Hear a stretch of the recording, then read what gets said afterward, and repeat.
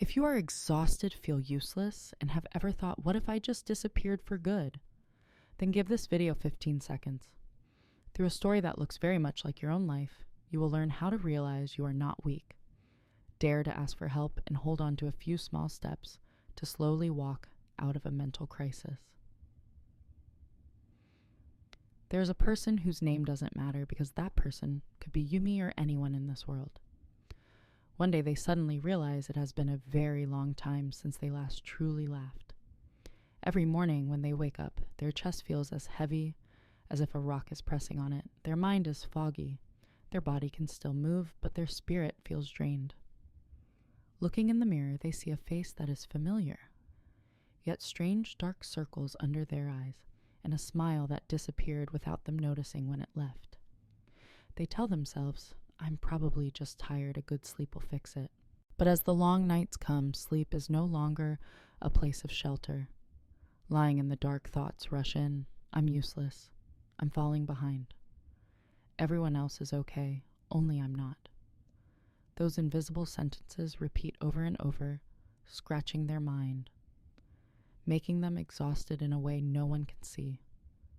In the daytime, they still go to work, still go to school, still appear in front of others with a normal face. Messages come in, they read them and leave them there.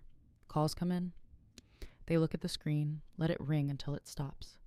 They begin to withdraw a step back from the world as if disappearing would somehow make everything less chaotic. Inside, an empty space grows bigger, cold and dark. One evening, after a long day that felt like they didn't manage to do anything worthwhile, they walk aimlessly under streetlights. The wind blows, the city is still noisy, but inside them, it is silent in a frightening way. They sit down on some bench, maybe in a park, on the front steps of a house, on a bus stop seat. It might be raining or not, but one sentence keeps echoing, I'm so tired. I don't want to try anymore. That is the moment that many people in this world have gone through. The feeling of standing at the edge of the cliff of their own life. No one knows, no one sees, but inside everything feels like it is collapsing. Then the phone vibrates. A message pops up from someone, maybe a close friend, a family member, a coworker, or a friend they haven't spoken to in a long time. Just a simple sentence, hey, are you doing okay lately? They stare at that line for a long time. Normally they would reply, I'm fine, as a habit, like a mask, but this time, because they are too tired, because they no longer have the strength to pretend to be strong, they slowly type, I don't think I'm okay. Just that much, and a small door opens. On the other side, the person receiving the message doesn't mock, doesn't brush it off. They call back, and their voice may be in a different language with a different accent, but it carries the same thing care. They say simple things. Tell me what's going on. You can talk. I'm here to listen. It's okay. Just say it all. And the one who is in crisis for the first time after many days, many months, lets their tears fall and lets all the words piled up in their heart pour out. No need to arrange them. No need to sound reasonable, just telling it the sleepless nights, the fear, the feeling of being useless, the sense that nothing has meaning anymore. The one listening doesn't judge, doesn't say that's nothing to be sad about, doesn't force them to just be positive. They are simply there with their presence, whether through a phone screen or right beside them. And then maybe they gently suggest, how about we look for a counseling place or a psychiatrist or at least someone professional to ask if we can get our teeth or eyes checked. We can get our mental health checked too. Right. The one in crisis may be scared, may feel awkward, because in many places in this world, seeking a therapist is still seen as weak or having something wrong. But in that moment, they themselves realize they have been carrying everything alone for too long, and they cannot do it alone anymore.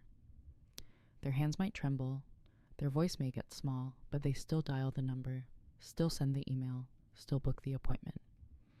That is one of the bravest actions they have ever taken, even if no one cheers and there is no award ceremony.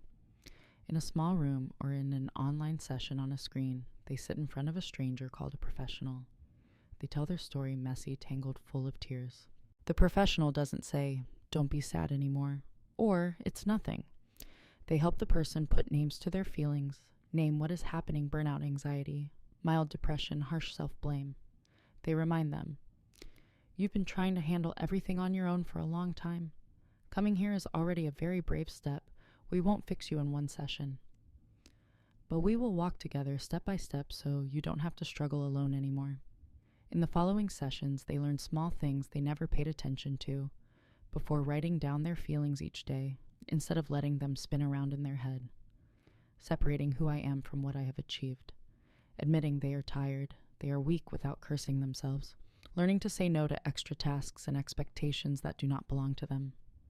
There is no miracle that makes them wake up the next morning completely fine, but small changes appear. They start going to bed earlier, turning off their phone before sleep instead of scrolling endlessly. They shorten their daily to-do list. Finish task A rest 10 minutes, then do task B instead of trying to do everything perfectly at once.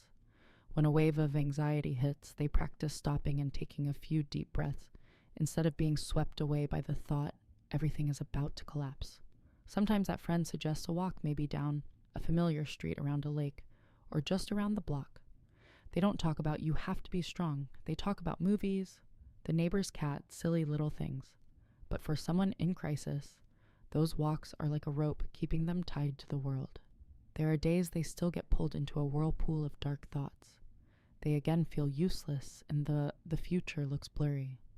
But this time, instead of silently enduring it, they send a message, I feel terrible again. Can you talk with me for a bit? And instead of attacking themselves for still being weak, they remember the professional's words. Recovery is not a straight line.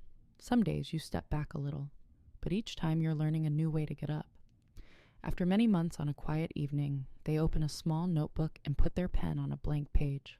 They want to write something for themselves and for anyone, anywhere in the world, who's going through the same dark nights.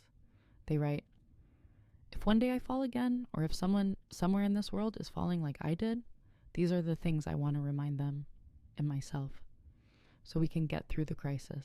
They remember the first step the day they dared to admit, I am in crisis, I am not okay. They write, stop denying it. To overcome it, you first have to dare to admit that you have a problem. A crisis won't disappear just because you pretend it doesn't exist. They remember the moment they sent that message, I don't think I'm okay. If that day they had replied, I'm fine, they might still be sinking now. They write, don't stay alone in the dark. Talk to someone, a friend, a family member, a teacher, a coworker. You don't have to speak beautifully, just speak honestly. I'm tired. I'm in a really bad place. Please listen to me. Sharing doesn't make you weak, it helps you survive. They think about the therapy sessions, the times they cried and then felt a little lighter after leaving the room. They write, if you can seek out a counselor, a psychiatrist, or mental health support organizations, not because you are crazy, but because you deserve help. Trying to swim alone in a storm is not strength, it's exhaustion. They remember the days they started eating proper meals again, trying to sleep earlier, dragging themselves out of bed to walk for a few minutes. They write, take care of your body to help your mind. When you are in crisis, don't demand that you change your entire life. Start with eating, sleeping, breathing, moving. When your body gets a bit stronger, your mind will have more space to heal. They remember the unrealistic expectations they used to place on themselves, the many times they cursed themselves harshly. They continue writing, lower your expectations to a human level. No one is asking you to be great while you're just trying to survive the day. Keeping yourself alive and in one piece is already a huge achievement. And practice speaking gently to yourself. I did the best I could today. I'm tired, it's okay to do less. Mistakes don't make me trash. They just prove I'm human.